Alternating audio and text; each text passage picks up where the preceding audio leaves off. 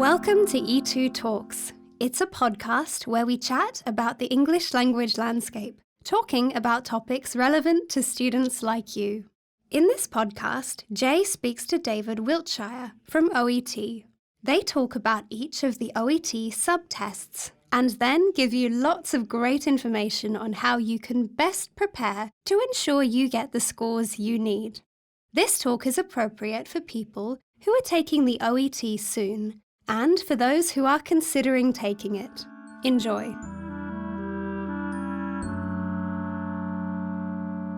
Hello everyone, my name is Jay. I'm one of the expert teachers here at E2 Language, and today we have David Wiltshire. Is it Wiltshire or Wiltshire? It's Wiltshire. Wiltshire. Yes. There you go. And Dave, can you introduce yourself, please? Yeah, so I'm the education manager for OET. So I used to be a regular English teacher, and then I started teaching OET about 15 years ago now. Right. And I was an OET teacher for a while in Melbourne, Australia, and now I work for OET as the education manager, and I've done that for about 3 years now. And I help students with the test, and I also help teachers teach people for the test. Okay, right. So you're sort of in charge of preparation materials, is that right? Yes, so we provide preparation materials. We have some on our website on the preparation portal. Yep. And also we run seminars and sessions for students, and we run training sessions for teachers as well. Oh, fantastic. All right, so you're the person that we want to speak to, because what we're doing in this podcast is we're going to talk about what is OET. So it'll be appropriate for people who have never taken the OET before, or even those who have, but perhaps they didn't get the scores they want, so they need a bit of a refresher or to look at it a bit differently. And also we're going to talk about how to prepare for OET. So if it is the first time you're taking it, you can possibly pass the first time, which would be fabulous. So there should be lots of interesting bits of information for everybody, and we're going to go through all of the different subtests from writing right through to listening part C. How does that sound? Sounds great. Yeah? All right, cool. Let's start with writing. Do you just want to give me a broad overview? So what happens in the OET test on test day when I get my writing paper? Okay, so for writing, you need to imagine a situation where you are working in your job and you need to write a letter to another person, a healthcare person, about a patient. So if we look at a nurse, for example, you might be a nurse in a hospital or maybe in a clinic, and there's a patient who you've been looking after, or maybe some other people in the ward have been looking after. You have a lot of notes, medical notes that have been written by your colleagues, and you need to use those notes to write a letter to another healthcare person. Okay. This could be someone within the same organisation as you, or it could be another organisation. So, for example, you might have a patient who has had some type of accident, has some physical injuries, and they might be finished in your hospital, but they need some rehabilitation. So you're writing a letter to the rehabilitation centre. Okay. Or maybe they're fine now, but you need to write a letter to their GP. Gotcha. All right. So the types of letters are, as I understand correctly, referral. That's quite a common one in the OET test. Is that correct? Yes. So you have a referral letter, you can have a letter of transfer, or you can have a letter of advice. I would say the procedure for those are the same, though. And discharge letter? Yes. Yes. Yeah, and discharge letter as well. Yeah. So for all of these letters, though, I think that sometimes people get a little too concerned with what a letter of transfer is, or a letter of discharge, or anything like that. Personally, if I was teaching some students and I had a task, I wouldn't really worry about if it's a transfer letter or a letter of discharge or what have you. Yeah. I think the procedure for taking the test is pretty much exactly the same all the time. Sure, yeah. I correct me if I'm wrong, but that introductory paragraph is going to be pretty critical to mention whether you're transferring a patient or discharging or will be discharged, etc. So that, apart from that, structurally, there isn't really much of a difference between a discharge and a referral and a transfer. Is that right? Yeah, you're right. You're right. And look, for me, I think the difference is not really, is it a letter of discharge or is it a letter of transfer? It's who you're writing to and why you're writing to them. Yeah. So I always tell people when they're taking the test to ask themselves, who are you writing to and what do they need to know? And that's what makes your decision. So you have a particular purpose, why you're writing to that person, to communicate something, and that is what drives what you put in the introduction and what you put in the next paragraphs. Good one. Yeah, that task is so critical. I tell our students here at E2 Language that the task is almost like the equivalent of an essay prompt. So if you're taking the IELTS test, for example, and you have to write an essay, it's critical to read that question prompt very carefully. It's the same in OET, but instead you're not reading a question prompt, you're reading a task. Who are you writing to? Why are you writing to them? And one thing that a lot of candidates forget is, does this recipient already know the patient or not, which can have a big effect on case note selection, for example. Absolutely. Can you talk a little bit about the use of templates for writing? I know a lot of students are very tempted, or they really want some sort of set structure. Now, I'm adamant in our preparation that this is not the case. You shouldn't practice this because you need to be flexible.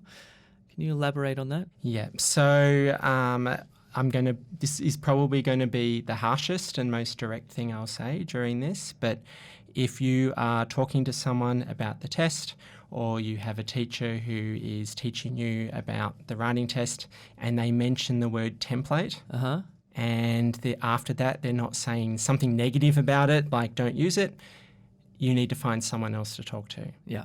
Templates are not the way to do the writing test, because if you follow a template, you are not doing what the task is supposed to do. Yeah. So if you imagine you're in a hospital and you need to refer a patient or transfer a patient, and you think about who you're writing to and why, you're not going to try and find a template and work out how to follow that. What you're going to do is you're going to think very carefully about what that person needs and write that information. Yeah.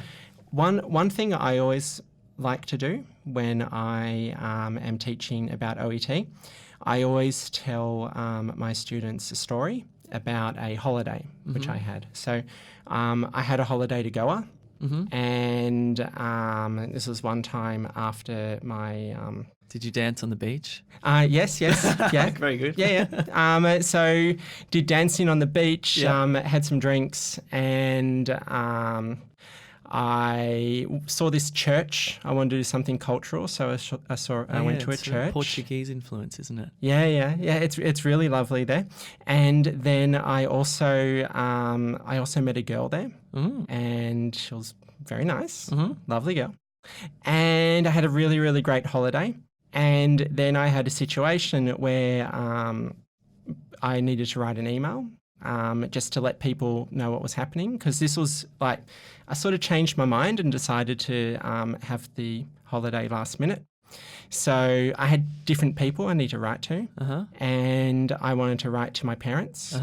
Oh, I forgot to mention, I got into a bit of trouble while I was in Goa as well. Like I had a bit too much to drink, and a little bit of involvement with the law, and nothing too serious, but you know. And so then I had to write a letter, and I wanted to write emails, I should say. So write some emails to my parents, and also to my mates, my friends. And then to my girlfriend in Australia. I'm guessing this story isn't true, but I like it. I can see why you use this as a teaching tool. Yeah. So in that sort of situation, I've got a lot of different information. Yes. I've got information about the beach. I've got information about having some drinks and relaxing, going to a church and meeting a girl. Right. And I've got different audiences I'm writing to here. I imagine your parents wouldn't want to know about the incident with the law, for example. No, exactly. It's not relevant to them. Yeah, it's not relevant. And also I think my mates don't care about me going to a church. Right. I think they're going to think that's very boring. Yep. They're probably going to want to know about the trouble I got into. Sure. Also, the way I write to these people, I mean, like, my friends, I don't swear all the time necessarily, but I use some slang terms. Yep. I'm not going to use that to my parents. Yep, sure. And the letter to this girlfriend would be very heavily edited, I would say. So, but it's a great analogy. yeah, because if you think about that situation, you're writing to someone for a particular purpose. Yep. You've got information. Imagine I took notes. I wrote a little diary about everything I was doing while I was there, and you use that information to write a letter. Yep. This is something we do all the time. Sure. We do this all the time. We everyone from every different background, they might write letters or emails to people, and they adjust their language and the content and the structure according to who they're writing to. That's what you have to do in the writing test. The assessors will assess you on your ability to do that. So if you follow a template, you're not going to score well. It's funny because it's just under exam conditions that people freak out and think, I need to memorize something. And it's like, no, don't. You need to just be as flexible as you typically would, as if you were writing an email to a friend. Yeah. Exactly right. You need to learn the language and feel comfortable with the language skills you have. Yeah. Go into the test with those language skills and use them to do the task. Actually, on that, I think it's probably a good time to talk about how to prepare for the writing test. And we've probably got a number of listeners out there who don't feel ready to take OET because maybe their fundamental skills, like writing skills, perhaps their grammar, vocabulary, are not quite up to scratch. What's your recommendation to them? Okay, so my recommendation is that you learn about the test, learn about the format of the test. I haven't told you the criteria, but you can find them online. But you want to know those things at the beginning to get an idea of what you want to do, or what you need to do, I should say. But after that, you need to focus on your language skills, your writing skills. Yep. Now, I'm going to imagine that most people who are approaching the test know a lot of the basics. They know the tenses, Sure. They know passive and active voice, they know articles, they know prepositions. Yep.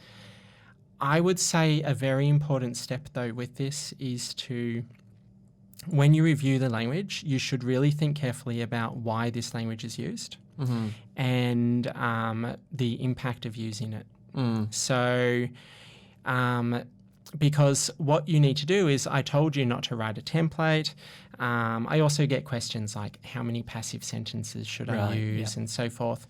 You need to make these decisions when you write freely, and you need to think. You need to think of the impact of different types of language. So if you write a passive sentence rather than an active sentence, why do you do that? What's the impact? Yeah, good one.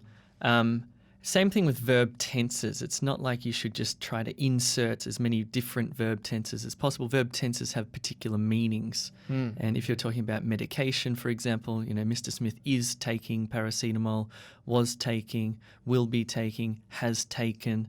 These all have distinctly different meanings. Yes. Yeah, so cool. Exactly. So you have the accuracy of the language, which of course with tenses.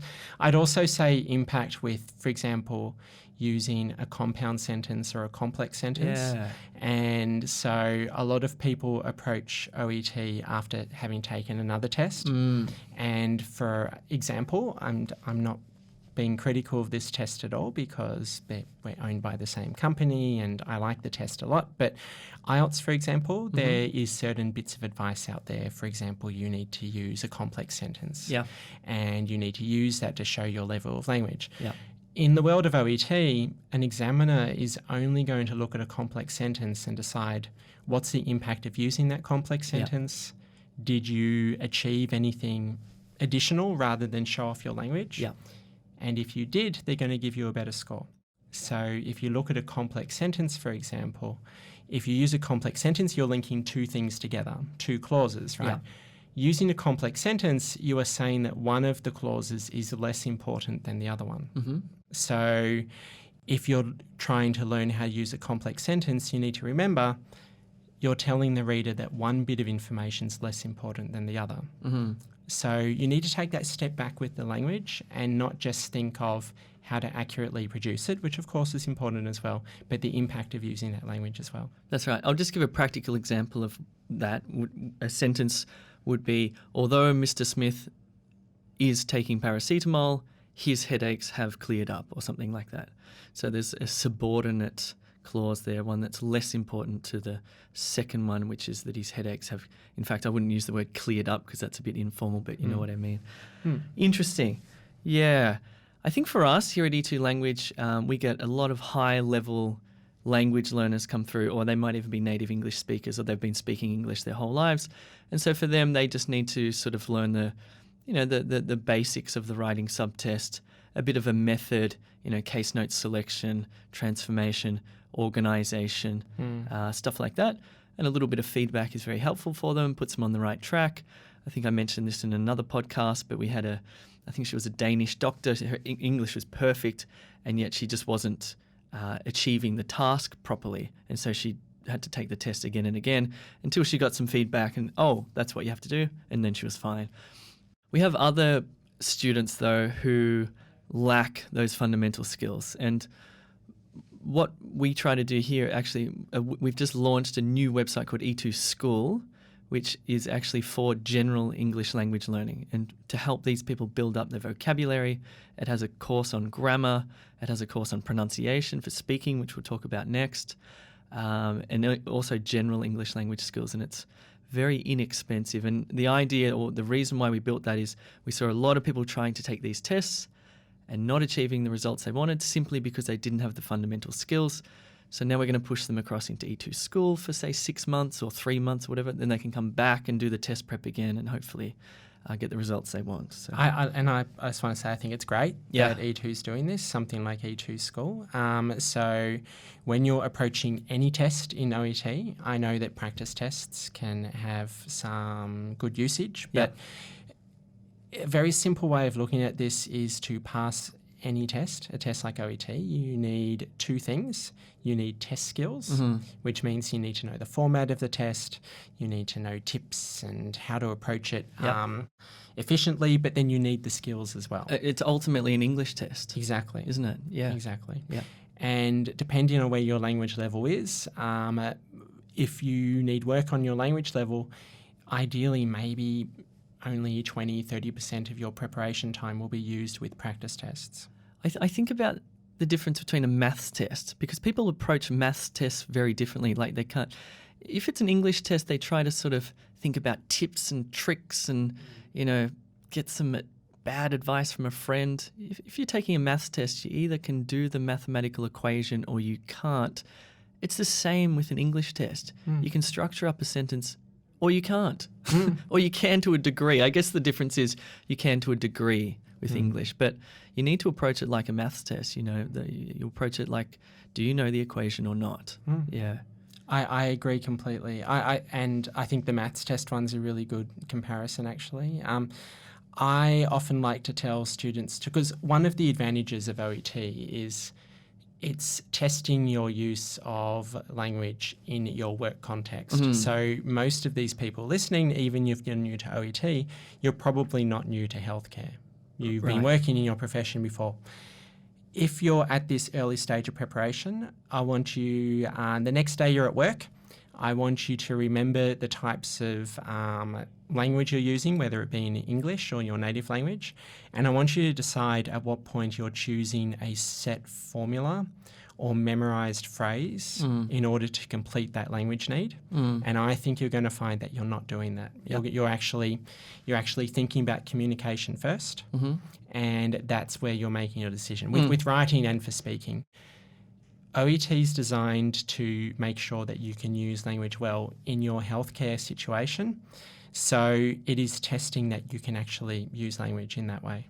It's great because if you are a healthcare professional, you should take the OET because the vocabulary is going to be familiar to you. That's the biggest thing. If you're going to take another test, you might have to write an essay on space travel or something like that. That's going to be tough. But if you're a doctor and you're writing a letter to a referral letter about arthritis, then great. You'll be familiar with the vocabulary. That's the biggest thing I see. Exactly. There. While we're on the test in general, one overall comment I often make about OET. So if I compare it to a general English test, I think a general English test is testing how much English you have. how much vocabulary, how many sentence types, how much pronunciation you have, how much English. It's measuring how much English you have. Yep. I don't think OET tests how much English you have. I think OET tests your ability to use English in different healthcare situations. So you always need to look at the situation, imagine yourself in that spot, in that situation, and then use the language which is right for that situation. Great. Yeah. We'll see with the other subtests, which we'll talk about how they come from a medical context. Okay, so we've talked about writing. Let's talk about speaking. Okay, so let's just do a brief overview of the speaking. So what happens on test A in the speaking subtest? All right, so speaking subtest. So I'm going to start with another analogy. Another analogy? Oh, I like this. This is great. Okay, so I want you to imagine. So I'm talking to the people listening. So imagine you're in your home country, and something happens to you, and unfortunately you become a patient in a hospital. And let's imagine you can't speak any English, right? So I'm going to use India as an example. So let's imagine you speak Hindi, you can't speak any English, and you're in a hospital and you're waiting for the nurse, and your nurse happens to be me. I'm the nurse. Now, I come in, and those of you who haven't seen me before, I do look like an Australian male, so you know that I'm not local. And when I start talking, you know that I'm not speaking my first language. All right, so you're speaking Hindi in this? I am. I'm speaking Hindi. I'm speaking Hindi to you as the patient.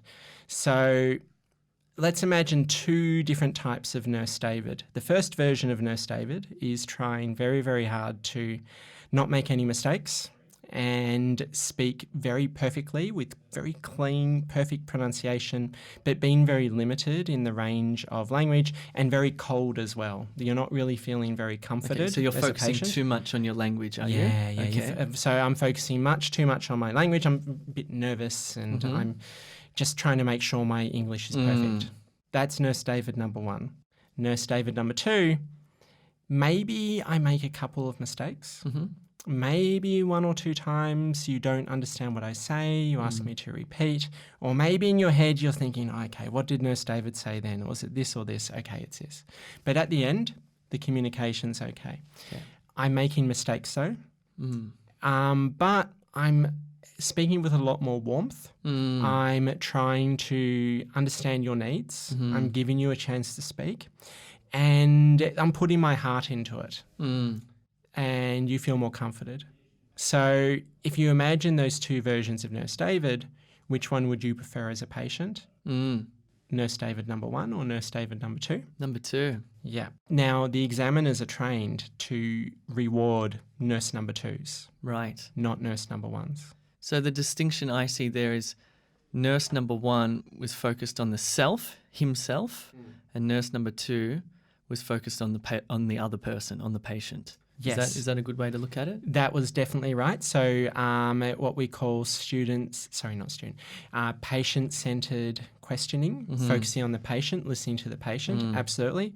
Also, I think in that situation, nurse number two was not really looking at English. They're not looking at language as like trying to choose some well-rehearsed exact sentences and focusing more on English as communication. Sure. And the communication force, not focusing on it as like trying to use some prepared sentences and so forth. Gotcha. So I think that for speaking, accuracy is important, grammar is important, pronunciation is important, but it's also the way you use it and the way that you adjust to the patient. I think a lot of people focus their speaking test in too much of a rigid fashion and they try too hard to be perfect with their language. Yeah. And that can result in kind of tensing up and not focusing on communication. I agree. Firstly, I think the speaking test is just as much a listening test because you have to be attentive to the person you're speaking to. And the good thing about that is the more that you're focusing on the other, not on yourself, the less nervous you'll be. Yeah, 'Cause exactly. You're not thinking, oh, my heart's beating very fast and oh, what am I going to say? I'm actually thinking, okay, what is he saying? What is he saying? I'm going outside of myself into some, listening to somebody else, and it helps my anxiety. People get nervous before these tests. I've taken the IELTS test, and, even I, as a native English speaker with no real, had no real reason to take the test, still felt anxiety. So much easier when I listen to the other person. Yeah, I agree. And I often ask students, what would they prefer? Would they prefer to take a speaking test or talk to a patient? And they all say they prefer to talk to a patient. And what I'm pretty much telling you here is to imagine you're talking to a patient. Great. Imagine it's a real life Great. healthcare situation. Yeah. Once again, putting yourself in that healthcare context. I often tell students that every OET role play, the patient has a medical need and an emotional need. Nice. And you need to make sure that you meet both. Great way to In look at it. particular, the emotional need. Nice. And the way that they're scored, I don't want to get into the criteria, but the way that they're scored is based on real healthcare speaking contexts, Yes. right? Yes. Oh, they actually created the scoring assessments from real life scenarios. Mm-hmm. Exactly. It was a 2-year process, Right. 3 years actually. So the criteria were changed about a year ago. Yeah. So make sure you're using up-to-date preparation content, which Yep. I know E2 has. But when they went through that process, they looked at a lot of clinical communication criteria, which is basically soft skills, as a lot of people call them. And those soft skills were based on a lot of research as to what patients want. Gotcha. Let's go back and talk about what actually happens in the speaking test. So as I understand it, there's 2 role plays, 5 minutes each, 2 to 3 minutes to prepare for each role play. Now, just tell me, are they going to get similar scenarios or different scenarios? I mean, you're talking to an OET interlocutor, an OET person. They're going to play the role of 2 different types of patients, aren't they? This is correct, Right. yes. So you have 2 different situations. 2 different situations. And with 2 different patients who have different medical and emotional needs. So Gotcha. you go into the room, you have all the warm-up and introduction. They give you the first role play, Yep. 2 to 3 minutes to prepare, 5 minutes to speak. Then they give you the second role play, 2 to 3 minutes to prepare, 5 minutes to speak. Yep. And you get a role play card that you can hold on to while you're doing the role play, which sort of guides you. Yes, Yep. yes, this is correct. They give you a role play card. Now, if you have a look at our materials on our website, you'll see that there's 2 cards. There's a card for the candidate taking the test, and there's also a card for the patient.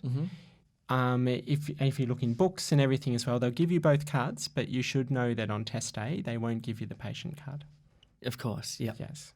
But they're linked, aren't they? If you look closely at what's critical about these role play cards is the tasks, and the first word is usually a verb, which will say something like explain or reassure, for example, words like this. And on the patient's role play card, they'll have the opposite, which will be to ask for, and then you have to explain, for example. So they're linked. So there's a bit of a story between the 2 people. No, you're right. Yeah. Absolutely. I often tell people when they're looking at the role play card, you should focus very heavily on the verbs, particularly those first verbs at the beginning of the task dot points you're mentioning. Imperatives, I believe they're called. Yes. Imperatives, yes. Not that you need to know that, but yes. Yes, so focus on those special verbs, the imperative verbs. Yep. And also, so that's in the task dot points, but they also have some background information.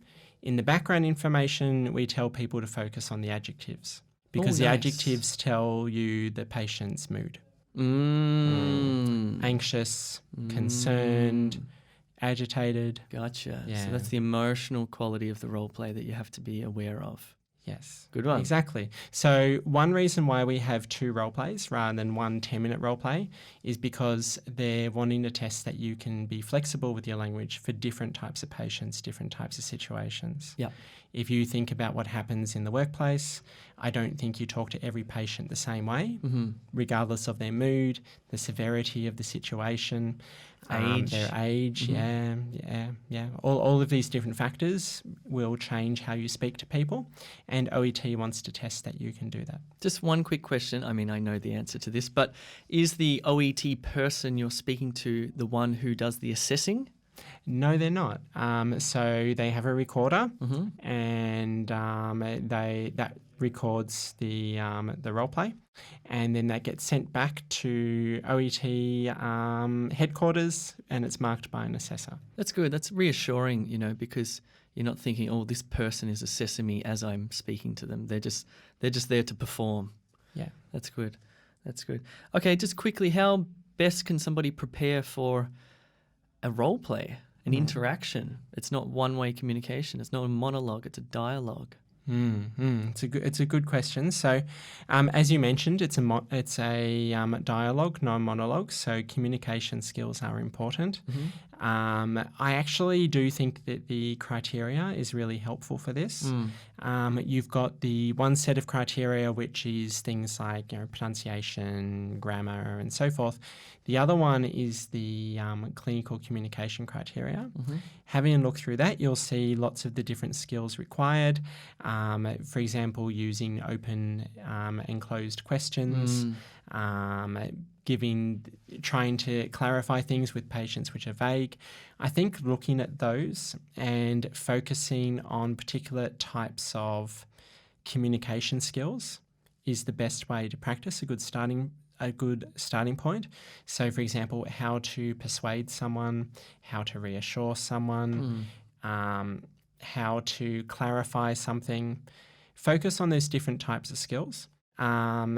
I see some people sometimes trying to focus on different medical conditions. So, for example, they might think, I need to make sure I practice talking to a patient who has breast cancer, for example. But really, the types of language skills you use regardless is going to be... So you use the same language skills regardless of the medical condition. It's not a test of your medical knowledge, is it? Exactly. And even if there was a medical condition that you're familiar with, the way you might talk to them would be different once again. So if I look at appendicitis, for example, and let's imagine 2 different types of patients with appendicitis. The first patient with appendicitis is coming up to you and is like, oh my god, I'm gonna die. I need to see the doctor straight away. I'm gonna die in the next hour. Like, quick, get someone. Oh my god. That's patient number 1. Patient number 2 has been told to stay in the hospital and wait for someone to check them, and the patient's saying, it's fine. It's just a stomach ache. I've got to go to work. It's a Monday morning. I tell you what, I'll come back on Friday if it's still worse. Those 2 types of patients, the way that you would explain to them what appendicitis is, or the types of advice you give that patient, or the tone of voice you use would be entirely different. So we need to focus very heavily on the mood of the patient. Good one. And like the writing, these criteria which you're assessed against came from real life healthcare settings from the ground up, which is great, because what this also is great professional development. Because if you are moving to a country where you're going to be speaking English in the hospital, there's also going to be cultural differences potentially. So it'll prepare you well. Yes, absolutely. There has been some studies that we're doing that have shown that people who have passed OET, it can suggest that they've got those abilities as well, because if they've passed a test like OET, they've shown that they can speak to patients. They also understand culturally the types of language requirements required in Western environments. So, Interesting. Cool. All right, let's move on and talk about reading. And everybody's favourite, if you have done the OET, this one scares people, but it's it's a good test and it is doable. It is reading part A. And why does it scare them, do you think, Dave? I think because they're put under time pressure. Yes, I think so. So really with reading and listening, all of them, what they did with their research is they tried to find the 3 most common types of reading and listening in different situations and then separate the test into those. Okay. So when I want to talk about each part of the reading test and each part of the listening test, I'm always going to look at the context first. Yeah. So let's imagine a situation where you are treating a patient. The patient has a type of medical condition and you've got the patient in front of you and you need to consult different short texts in order to treat that patient. What type of text? Well, this could be a dosage chart. It could be some types of FAQs, not FAQs for the patient, FAQs for yourself. It could be ways to find out the type of treatment that's needed. So depending on the severity, things that you would look at when treating a patient. If a patient has severe sunburn, it's not going to be things like what is sunburn. Sure. Or what have you. It's gonna be more things that will give you the extra bits of information that you need. So in those situations, and I'm sure everyone who's listening has encountered this before, I'm sure they've all had to read documents rather quickly when treating a patient in hospitals or clinics. It happens all the time. If you think about it, how do you read that? Do you read from start to finish? Do you kind of scan over it quickly, trying to find the bits of information you need? And also, what kind of information are you trying to get? Generally, you're trying to get facts, figures, bits of information. Yes. So reading part A is about trying to get those bits of information. I think that this is something people do in everyday life. Yeah. But I think when they're asked to do it in a test situation, I think it can be a little bit intimidating. Good one. Yeah, I agree. I think it just requires a bit of practice, to be honest. When you first do a reading part A, you sort of think, whoa, what's going on here? How does this work? The questions and the texts, and you're sort of going back and forth. But after a bit of practice with some good materials, it makes sense. And you're right, it's a different type of reading. It's sort of speed reading, scan reading, looking for certain, as you say, bits of information, not reading slowly, not reading deeply. That's different. That's coming up next. I think as well with reading part A, I think the way it's designed is really helpful. So you might hear some information out there about, for example, trying to do the later questions first. Yeah, I disagree with that completely. Yeah. That's a silly thing to... It's Yes. funny how these ideas spread. Well, the way that this test was designed, reading part A, was to help you. So the first questions are more about trying to work out what kinds of information would be needed in each text. Yes. And it helps you. Yeah. It helps you, right? So if you hear any strategy or advice about not starting at question 1, find a smarter person. A different teacher, yes. Yes. I agree. Okay, so I get this question a bit, how best to prepare for, let's say, reading part A, reading in general. Let's talk about reading part A. I mean, it is good to just do a bit of skimming and scanning, but as you say, people do it anyway. I think this is really the only part of the test where you really, having authentic or close to authentic practice materials is really quite a good thing. Like reading part A it's different than reading part C and B, where you can probably practice just by reading other articles and documents. So I really think this one requires actual test practice. I would agree. I think so. I did mention before that that test skills are important. It's definitely part of it. And the actual process of looking through 4 texts in a test environment. In 15 minutes. Exactly, in 15 minutes to answer a series of different types of questions. Exactly, yes. So that can be, I can understand a bit of intimidation there. Yep. I guess if you look at it very simplistically, it can be seen as a bit of a speed reading test. Yep. Accuracy is very important as well, though. And I think using practice tests can be useful. Now, I don't want to be mean and say bad things about other people and so forth, but there is a lot of extremely poor quality materials out there. Yes. So I'll make a confession here. So when I was an OET teacher quite a while ago, and we had something similar to Reading Part A that came out, and us teachers, we found it very quickly, and we used to have to try and make tests, and we would make them in 1 hour before the class. Yep. And these tests that we made were bad, very bad. They didn't follow the right kind of criteria, and they just were poorly written. I have seen tests which I've made in 1 hour online. Google Drives, things like this. And as I was making this, this is when I was a very young teacher and just starting out, and they're bad, right? Yep. So if you look at premium providers and providers that know what they're doing, they can make good tests. Yep.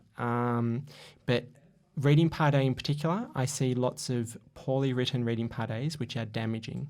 Good one. I agree. Because if you're using poor quality materials and you're trusting them and believing them, and they're giving you the wrong instructions, if the way that they're constructed is incorrect, as in they're using too many words or too few words, for example, on test day, that could be the difference between passing and failing. So I couldn't agree more. I think those Dropbox files and Google Drive folders full of, these dozens and dozens of free practice tests out there are potentially damaging. I would say they're damaging, actually. Yeah, they are. Okay, let's talk about reading part B. So I like reading part B. They're tricky. They look simple. It's a much simpler test than reading part A in the way that it's set out. It's a multiple choice test with 3 answer options. Dead simple in terms of its structure, but by no means is it easy, is it? It's a real challenge. And it's asking you to read for something. Is that correct, typically? Yeah. So it's often usually the most common ones are reading for the main idea. Right. Or reading for detail. Yeah. And the texts are quite short, aren't they? They are. So the kinds of texts that you get in reading part B are texts that you would get in the workplace. Yep. So, for example, next time that you're at your place of work, hospital, clinic, or whatever, I want you to pay attention to the types of short texts you see and the way in which you read them in real life. For example, if you go past a message board, notice board, and the way that you'd read that. So I doubt people stop in front of a staff notice board and they spend an hour reading every single word, every single note on that.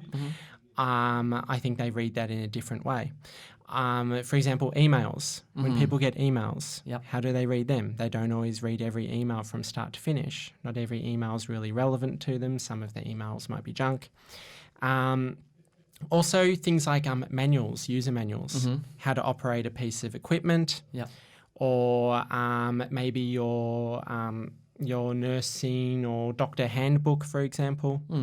These are all different types of texts that you may use, and in real life you read them in different ways. Yes, but there certainly is enough time in reading part B to read them deeply, isn't there? There is. There would definitely be enough to read them deeply, but often if you read them deeply, trying to understand every word, that can actually... Reading deeply doesn't necessarily help you answer the question. Good one. So if, for example, you need to get the main idea, it's not about reading deeply and focusing on everything. It's trying to focus on what's the most important part, right? What's the purpose? So you're right, you do have time. So when I was giving those examples before, it's not like you're running around the hospital, quickly reading a notice board, quickly reading an email. It's not just a matter of being quick, it's about being efficient. Yeah. Right? So the thing about OET that helps you, and with reading and listening in particular, I want you to trust the test. The test has been designed to test, can you read 4 short texts if you've got a patient in front of you? Can you read notice boards and guidebooks? Memos. Yeah, exactly. It's designed that way. If someone wrote a test question in the real test on an email and the question required you to read it in a way that you would not read an email in real life, that question you get rejected. Yeah. It's testing your ability to do these things. So I know it can be a bit intimidating for reading Part B because people think, oh, they've got different texts written by different people and it's random or what have you. All you need to do is look at the text, work out what kind of text it is, how would you read that in real life, read it in real life that way and answer the question. Yeah, and that question prompt is absolutely critical because it tells you what to read for. What is the purpose of this text, or what is the main idea of this text, or what does this mean in the text? So, yeah, if you keep that in mind while you're reading, one of those answer options will pop out. Yep, exactly right. So that's exactly right. Also, a lot of these types of reading you've done before. If you've ever picked up a guidebook, if you've ever picked up seen a notice board, received a work email, things like that, you can access this type of reading. Yeah, good one. Good.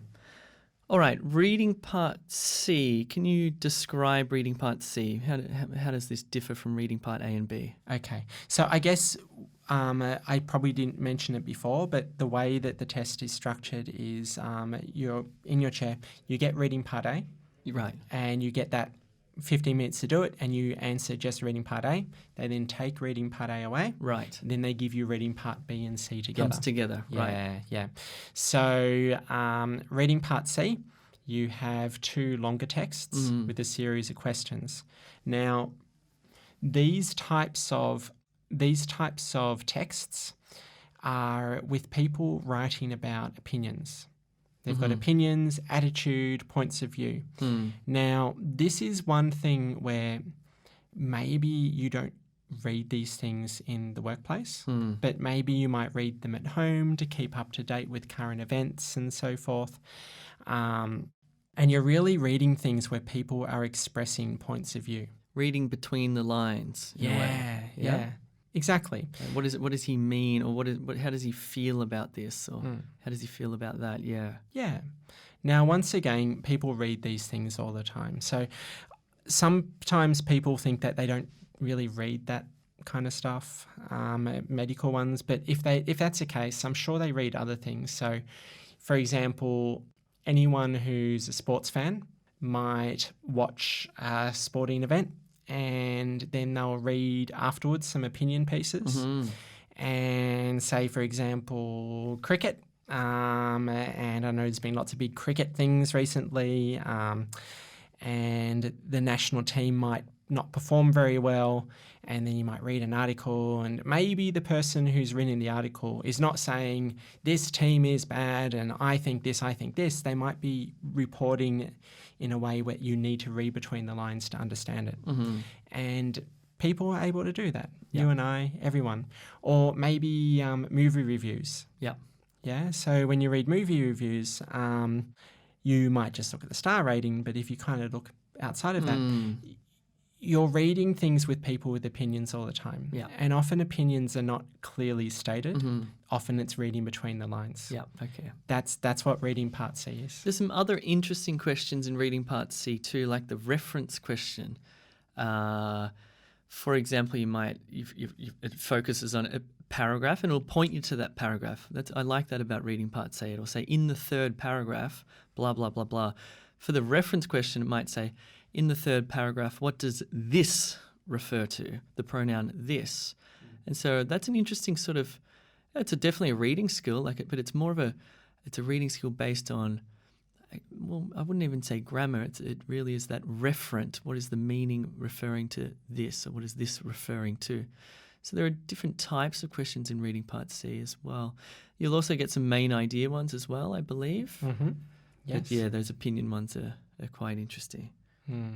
With the reference ones, so you have the ones with like pronouns like this, it, which are very good ones, and often you need to be reading around the paragraph early in the paragraph to get it. A meaning. You have to understand the meaning of the whole thing. Exactly. You can't really guess it. It's not just going to be a simple thing like the word that came before it, the noun that came before. Maybe it'll be the noun phrase that came before that. So it depends. It's all about meaning. Exactly. And also some of them have particular words. What does this word mean? Some people are intimidated by those because it might be asking for the meaning of a word which they don't know. So one thing that's important is these questions the answers are not dictionary definitions. If you showed an English teacher that question without the text, they would look at the question and the different answer options and they would think all of them could be correct. So if you know the meaning of the word, doesn't mean you're always going to get it right because you need to know the meaning of the word in the paragraph. But also, if you don't know the meaning of the word, you've got just as much chance to get it right as someone who knows the word really well. Gotcha. Yeah.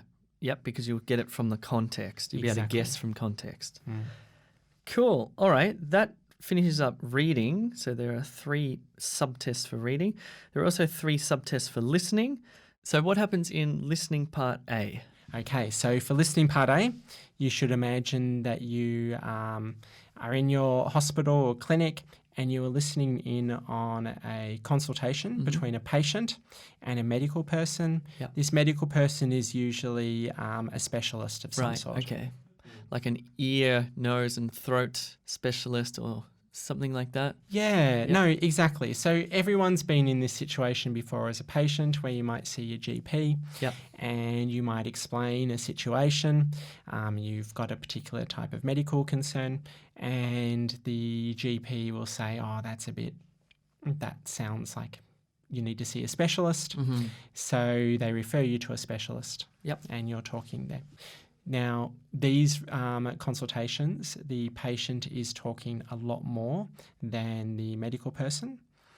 Also, the answers that you need to answer are always going to come from the patient. Okay. So what you're doing in this part of the test is filling in gaps as you listen to the conversation, and you'll be filling in gaps where it's relevant to the patient, or when the patient speaks, rather. It'll be a word or phrase from the patient. Is that correct? Yes, that's right. It's going to be a word or short phrase, so bits of information that the patient says. So, and do you take it directly, copy it, like the same word? Do you have to transform it or use a synonym or something like that? You can't use the same word, and that's probably the best way to do it because there's no point in trying to change it. But if you remember the meaning and you can't remember the word, and you write down another word with the same meaning, that's fine as well. Okay, great. Good. Yeah, it's a pretty straightforward test, this one. It's a classic sort of English test where you're gap filling as you listen. Yeah. Now, sometimes some people approach this test where they learn a very structured type of consultation where the patient might describe their symptoms first and their history, and then the doctor gives a diagnosis or something like that. This is not actually how listening part A works. Okay. So I wouldn't recommend trying to learn typical structure because it will always be designed in a way where it's not following that traditional structure. It's going to be more the healthcare person, the specialist, trying to get particular bits of information from the patient. Okay. Cool. This one, I think for preparation, it's good to use good practice materials again because it's not something that you can sort of find on the internet. It's not, these aren't authentic texts where you can just do some reading, for example, or a lecture. So I do recommend real practice tests. I must say the E2 language ones that we have on the computer, they work beautifully. You're just listening and you're typing into the gaps and it gives you automatic feedback on did you get it right? Did you get it wrong? So that's cool. Just quickly, is spelling important here? Do they need to spell the word correctly? No. Yep. Okay. Yeah. So spelling mistakes are fine. And sometimes there will be like medications and things like that which are hard to spell. Yeah. As long as it sounds correct, it's fine. Okay, great. Let's talk about listening part B. from my understanding, listening part B is a bit of a mirror of reading part B, where in reading part B you had a short reading text and 3 option multiple choice question. In listening part B, you've got almost the same thing, but it's an audio text. So you're listening, of course, and again, a 3 answer multiple choice question. I guess the difference is with this one, you might be listening to one person speak or 2 people speak. Correct. Yeah. And what are the types of audios you might hear? So there will be any types of short conversations you could hear in a healthcare setting. So Some it could typical really be ones, anything, couldn't it? Yeah. Some typical ones could be a short extract from a handover. So right. you could have had a nurse or doctor on shift who's transfer of shift, giving information about the patient to the next person. Yep. Could be a snippet from a consultation. It could be 2 healthcare people talking about a patient. Yep. It could be a short extract from a bit of training. Sure. Like a short presentation someone's giving. Yep.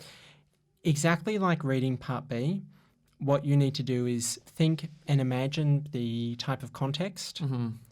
Put yourself in that position. Just visualize actually being there. Yeah. And think in the workplace how you would listen, and that's how you listen for listening part B. Good one. Yeah, because there's that context sentence that says something like, you'll hear a doctor discussing blah, blah, blah, blah, blah, blah. So that gives you the context. There's your, okay, imagine the scenario. And then it says, now read the question. And you have to read the question prompt. It could say anything. What does the doctor think about this? X. And then you do the deep listening, and then you quickly choose the answer option. That's the method that I like best, actually. One of the things that's so challenging in listening tests for any English exam is reading and listening at the same time, which is kind of impossible. Here's the analogy that I use. It's like you're lying on the couch reading the newspaper and you're reading something really interesting and somebody's going blah, blah, blah, blah, and you can't read and listen at the same time. So it's like this cognitive impossibility. So you have to sort of listen, quickly read, listen, quickly read. So one of the things that we teach here at E2 Language with Listening Part B is to read that question prompt, understand what it is you're going to be listening for. You can almost close your eyes and just listen and keep that question prompt in mind. So you're going to really be listening for something. You hear the answer. You open your eyes once the audio is finished. You've only got a few seconds, but you quickly read the answer options and go, aha, it's B, got it. And then you move on. And one of the problems with multiple choice and listening is that reading, listening at the same time thing. It's hard. I agree. So I think sometimes the answer options aren't your friend in this situation. Yes, they're distracting. Yeah, exactly. Because each of the answer options is going to, if you look at the question and the answer options without listening, all of them are going to look possible, right? Yes. And there can be different types of distraction. And if you're not careful, you might start listening in the wrong way. You might start trying to word match. And word matching is not what you want to do for listening part B. Yep. Word matching is what you do for listening part A. Right. Word matching. Right. Trying to read the words on the paper, then you kind of knowing what's going to come up next. Yep. Listening for it and matching, and then putting the answer in. That is a good listening skill, but that's listening part A. Good one. You are not trying, in a real life situation, you're not trying to match words when listening to a staff handover. Yeah, that's right. Yeah, so when you're trying to get general, broader meaning, aren't you? Exactly, yeah. exactly. Yeah. And this is actually true, we didn't mention it before, but for reading. So a common error that people make for reading or listening is for reading part A, it's about word matching, right? And some people try to word match for reading part B and C, and you're not meant to read that way. It's the same for listening. You don't want to word matching words to the answer options for listening part B or listening part C. So I actually recommend the same thing. Read the question, visualize it, listen, and then read the answer options and answer the question. It's a very good strategy. I agree. I think that's the best way to approach it. We have lots of methods lessons on E2 language, actually. One of the things we do, and I think we do well, and if you've seen our YouTube channel, which is very popular, is we actually do these tests ourselves, and we think through our own cognition of what we're doing, and we try different approaches to it. We say, okay, let's cover the answer options. And, that helps a lot, actually, because then I'm not distracted and I can focus on this. And we develop these methods, and these are incredibly helpful. On test day, we've had a lot of people write in. They write, Jay, I could hear your voice while I was doing the test as to what to do. And that's good, and they're usually pretty happy. Cool. All right. So again, listening part B, I think it's you need to get some practice material, whether it be official stuff from OET or premium preparation provider stuff, which means that these schools, institutes have, they've just tell us about PPP, actually, premium. You see this logo. What does that mean? Okay, so we check and train different schools to make sure that they teach people the right way, and can also produce good quality materials. And so it's like a certification. It is. Yep. It's a certification, and they get a premium preparation provider status. Yep. And you can see these logos on our website and on the school's websites. Yep. This includes E2, that has this status. So unfortunately, there are some people out there who they want to help people, and I'm sure they're trying their best, but maybe they don't have the necessary skills and abilities to teach. Yep. And you need to be a bit careful, because they might give you some inaccurate advice. They might not give you proper listening or reading materials. They might tell you to write to a template or what have you. You need to keep away from these. It is incredibly hard to write a good question. I think Cambridge go through this process.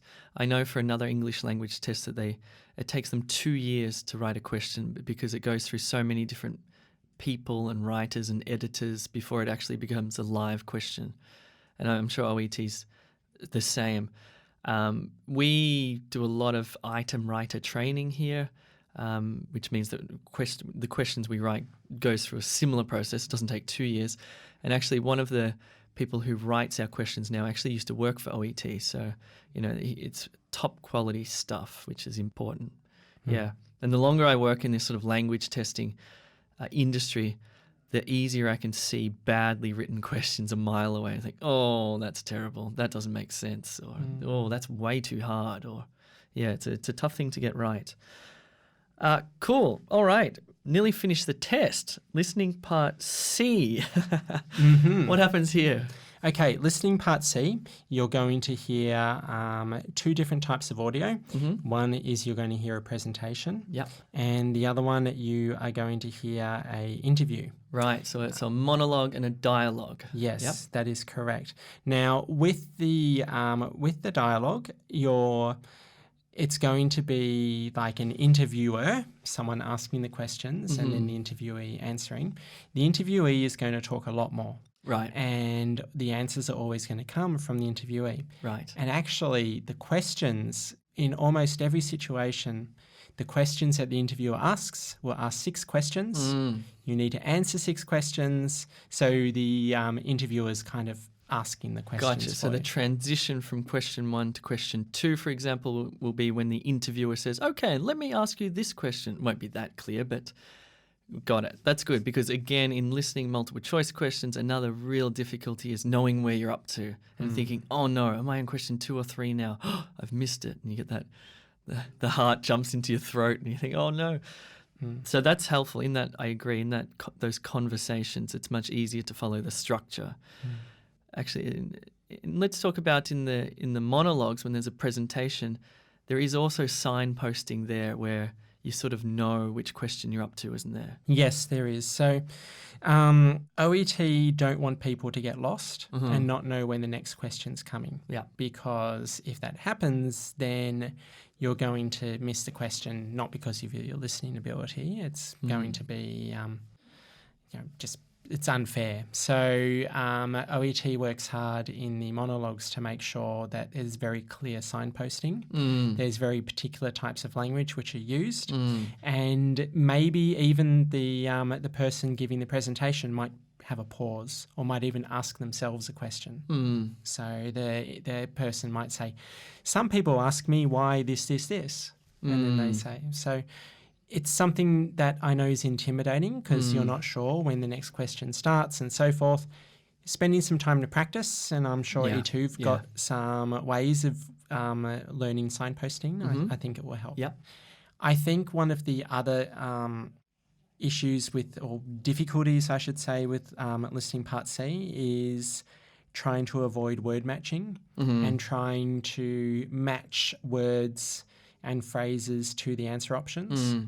That can be a dangerous approach for listening just Part because C. the speaker says tennis and in the answer option is the word tennis doesn't mean that that's the answer. It may be, but it might not be. Yeah. So we have to listen to the meaning. That's right. It might be a corny way of looking at it, but you need to listen, not hear. Maybe in listening Part A, you might just be trying to listen out for a particular word or phrase or something. But for listening Part C, you need to actually listen, pay attention. So if you think about, for example, your say for example, you're listening to a consultation at work and someone said, "Look, can you just write down all the medication?" You're probably just listening out for the medication to write it down. But then if you go to a presentation or, for example, this podcast, like you're trying to listen and take in the meaning of what's being said. It's, I guess, like a deeper type of listening and actually listen for the impact and the messages and the purpose which are being communicated. That's what you have to do for listening Part C. Yeah, good one. Good. Okay, very good. So we've been through the whole test. We've described each of the subtests and we've talked about the best way to prepare for each of them. So let's finish up by do you have any sort of general messages for people who are thinking of taking the OET or perhaps have taken it before? Well, as I said towards the beginning, I don't think you should see OET as a test of how much English you have. And you don't want to really listen to people. If people are saying to use templates or if they're saying make sure you use this type of language to increase your score and things like that, it's not really true. Like, you need to think of language as communication and you need to think of the situation or the context you're in and how you would use English in that situation or context. Yeah. If you look at that as you're preparing for the test and on test day, that's the best advice I can give. Yeah, writing with a purpose and speaking with a purpose. Yeah, I agree. Look, I hate to say this, but maybe don't listen to your friends. Friends are great. They could give advice in different ways, but this test is, to the materials, the items, the methodologies.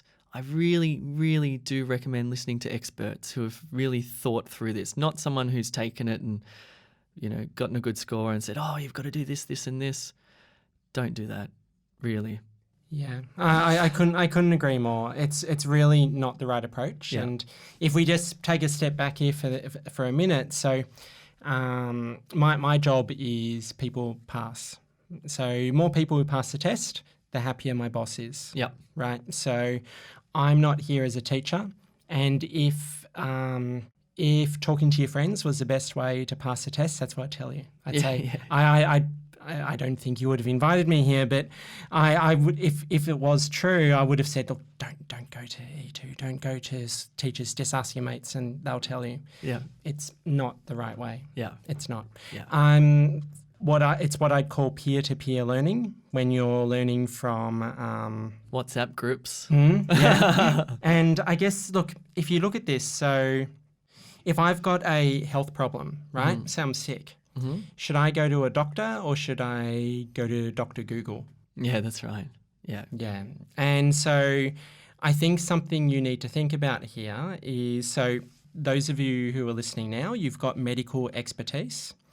And I'm sure you interact with people without medical expertise, for example, patients, and they can be very misinformed sometimes, and their intentions can be very well-meaning, but they may get some bad advice from their friends and things like that. Maybe consider that the situation that you're in with taking the test Maybe the teachers are the people with the expertise, Mm-hmm. just like medical people have medical expertise, and actually going to the people with expertise to try and diagnose and treat your test woes is the best way to go. Yeah, it's a perfect analogy, isn't it? Go and see the doctor at E2 Language. Yes. And just on preparation, I just want to say something about E2 Language, which I think we do extremely well, is we deliver live classes every day, twice a day. So if you're in the UK or if you're in Australia or the Philippines or wherever, the time zone will probably be convenient for you. And in these live classes, one, they're very motivational because there's 50 other people in there as well. And there's a live teacher taking you through practice questions, teaching you the methods that we talked about before. I think this is a great way to learn, honestly. It's hard to self-study and people end up cramming for these exams either a week before, a few days before. We see our YouTube views go up through the roof 3 days before the test. Don't do that. It's a relatively expensive test. It only happens once or twice a month. Prepare properly. Do it the first time around. Yeah? Save yourself. Really, by investing in a bit of good quality preparation, you'll save yourself time and money. I really think so. Yeah, I agree. And if you think about taking a test and studying for a test in particular is, a hurdle that you need to clear, and it's like other things in your life. Reflect on how you best studied for those other things. So a stereotype would be that nurses are very communicative people. Looking at nurses, for example, and you like interacting with people and you get good energy from people and trying to help people. I think nurses, it's a great job. Yeah. Doctors as well. Healthcare in general, that you want to help people, right? Perhaps the best way that you learn in your day-to-day life and everything is through interaction. So if that's the way that you prefer to learn, then why are you studying for the test at home, cramming videos and doing practice tests? Yeah. Maybe that's not the best way for you to learn. And particularly a test for like OET, which is testing English as a tool of communication, not just memorizing phrases and so forth. Maybe take a step back, think of the kind of person you are, the way that you study best, and study in that way. I'm sorry, I'm going to do one more plug. I just remembered our mini mock test with feedback, which I think is, if you've never taken the OET test before and you really don't know how you're going to go, this is a really good place to start, because you'll take a shortened version of the OET that is high quality, good quality questions, and you'll do a speaking one-on-one, just a single role play, and you'll submit your writing through all in sort of one sitting. It'll take you about over 2 hours, but it's also good practice. But what's good about this is the feedback that you get. So it'll give you feedback on each of your subtests. It'll tell you how you went in reading part A and reading part C. And then for writing and speaking, it'll actually give you an indicative sort of score based on the criteria. It'll tell you how you're going against each of those criteria. So really, if you want to start your preparation, that's a fabulous way to start, I think. Yeah, I agree. I've seen the mini mock, and I think it's a great product. Yep. And definitely something I'd recommend. I would say that the preparation portal on the OET website is a great place to look as well. I would say that the masterclasses that we have, they are a good starting point for you, because they don't just tell you what the test is, but they tell you how to study. Now, a lot of the things I've said today are it's pretty similar in some regards, focusing on language skills, not just doing practice tests. They're a really good resource, so I would recommend the masterclasses. Yep. I should also point out that our Facebook and our Instagrams are also really good resources to use as well. Our Facebook is OET Official, and our Instagram is Official OET. Okay, fair enough. Yes. That's good. Cool. Well, thanks very much for coming down. I appreciate it, Dave, and I'm sure everyone has gotten a lot of valuable information. And if they are thinking about taking the OET and they are a health professional, I highly recommend it. It's a great test. Great, thank you. And thank you for inviting me. And just want to say that I think E2 is doing a lot of great things in language education through E2 School and also OET preparation. So Cool. well done. Thank you. Thanks for listening to E2Talks. Remember to check out e2language.com for OET courses and e2school.com for general English language learning. Thanks.